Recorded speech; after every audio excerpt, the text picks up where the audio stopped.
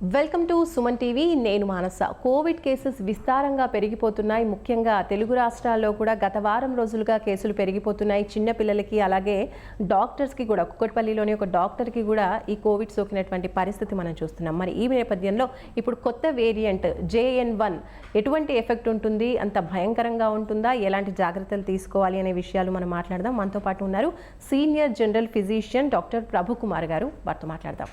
Doctor గారు నమస్కారం అండి.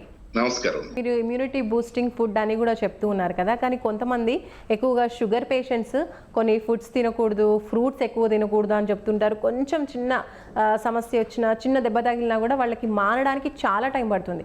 షుగర్ వచ్చిన పేషెంట్స్ మాత్రం చాలా జాగ్రత్తగా ఉండాలంటారు. మరి ఈ కోవిడ్ విషయంలో షుగర్ పేషెంట్ ఎస్పెషల్లీ ఎలాంటి జాగ్రత్తలు తీసుకోవాలి? డయాబెటిక్ పేషెంట్లు వాళ్ళ షుగర్ నియంత్రణలో ఉండేట్టుగా చూసుకోవాలి. ఎప్పుడైనా సరే డయాబెటిక్ పేషెంట్స్ వాళ్ళ షుగర్ కంట్రోల్ గా ఉంచుకోవాలి. కంట్రోల్ లేకపోతే ఇమీడియట్ గా షుగర్ ని కంట్రోల్ చేసుకునే విధంగా ప్రయత్నం చేయాలి. ముఖ్యంగా చాలా మందిలో ఏమవుతుందంటే, ఈ వైరల్ ఇన్ఫెక్షన్స్ వచ్చినప్పుడు ఏమవుతుందంటే, ఫీవర్ ఎన్ని, స్ట్రెస్ ఎన్ని ఉండటం వల్ల ఈ షుగర్ లెవెల్స్ స్పైక్ అయ్యేటువంటి అవకాశం ఉంది. కంపల్సరీగా షుగర్ ని ప్రాపర్ గా మనం కంట్రోల్ చేసుకోవాలి. డయాబెటీస్ ని ప్రాపర్ గా కంట్రోల్ చేసుకోవాలి. ఫస్ట్ థింగ్ అదైతే వాళ్ళు ప్రత్యేకంగా ప్రోటీన్ డైట్ ని ఫాలో అవుతూ, ప్రోటీన్ ఎక్కువ తీసుకుంటూ, కార్బోహైడ్రేట్ తక్కువ. షుగర్ కనుక ఎక్కువ ఉందనుకోండి, షుగర్ కంటెంట్ ఉన్నటువంటి ఆహారాలు తక్కువ తీసుకోవాలి. ఫ్రూట్స్ తినకూడదు అనేది కూడా ఒక అపోహే. డయాబెటిక్ పేషెంట్లు ఫ్రూట్స్ తినకూడదని కూడా అపోహే. ఎందుకంటే ఫ్రూట్స్ లో న్యాచురల్ యాంటీ ఆక్సిడెంట్స్, న్యాచురల్ గా శరీరానికి కావాల్సినటువంటి ముఖ్యమైనటువంటి మినరల్స్ ఇవన్నీ దొరుకుతాయి కాబట్టి ఫ్రూట్స్ కూడా తినచ్చు.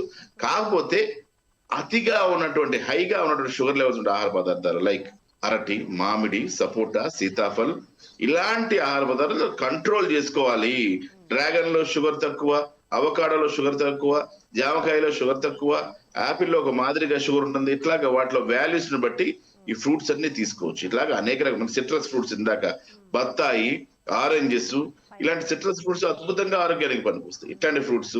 తర్వాత ఇందా చెప్పినట్టుగా ఒమేగా ఫ్యాటీ యాసిడ్స్ ఉన్నటువంటి ఆహార పదార్థాలు, చేపలు, ఒమేగా ఫ్యాటీ యాసిడ్స్ ఎక్కువ, అలాంటి ఆహార పదార్థాలు తీసుకోవాలి. ఇంకా omega fatty acids flax seeds, మనకి అవిసె గింజలు అంటారు, sunflower seeds, water melon seeds, ఇలాగా రకరకాల సీడ్స్, విత్తనాలు.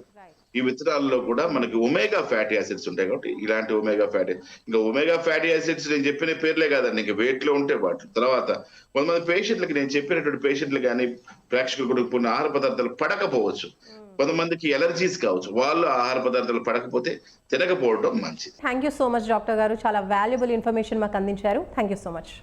ఇదండి, చూస్తున్నారు కదా కొత్తగా వచ్చినటువంటి కోవిడ్ వేరియంట్కి సంబంధించి ఎవరెవరు ఎలాంటి జాగ్రత్తలు తీసుకోవాలి, ఇమ్యూనిటీని బూస్ట్ చేసుకోవడానికి ఎలాంటి ఫుడ్ అనేది ప్రిఫర్ చేయాలి అనే విషయాలు మనకు డాక్టర్ గారు క్లియర్గా ఎక్స్ప్లెయిన్ చేశారు. కాబట్టి ఇమ్యూనిటీ బూస్ట్ చేసుకోవడానికి అలాంటి ఫుడ్ని తీసుకుంటూ జాగ్రత్తగా ఉన్నట్టయితే ఈ కోవిడ్ నుంచి బయటపడొచ్చని డాక్టర్ గారు తెలియజేస్తున్నారు.